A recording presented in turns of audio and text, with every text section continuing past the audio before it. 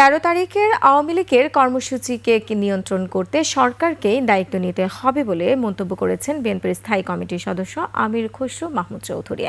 সকালে গুলশানে BNP chairperson কার্যালয় ইউরোপীয় ইউনিয়নের রাষ্ট্রদূত মাইকেল মিলারের সাথে সাক্ষাৎ শেষে এই মন্তব্য করেন তিনি আরও বলেন, কোনো দল সন্ত্রাসী কর্মকাণ্ড ঘটিয়ে নির্বাচন বাধাগ্রস্ত করতে পারবে এমন বিশ্বাস করার কোনো কারণ নেই, বরং নির্বাচনী কর্মকাণ্ড পূর্ণ উদ্যম ও উৎসাহ উদ্দীপনায় চলছে। বিদেশি অংশীজন যারা আছেন তারা নির্বাচন নিয়ে কোনো শঙ্কা দেখছেন না, বরং তারা সহযোগিতা করে যাচ্ছেন বলে মন্তব্য করেন আমির খসরু মাহমুদ চৌধুরী। এ সময় তিনি আরও বলেন, দেশের চলমান পরিস্থিতিতে আগামীতে আইন শৃঙ্খলা বাহিনী আরও শক্ত অবস্থানে থাকবে। ইলেকশন কমিশনকে আইন শৃঙ্খলা একটা বিষয়, এটা সবসময় সকলেরই কনসার্ন থাকবে, আমাদেরও কনসার্ন আছে।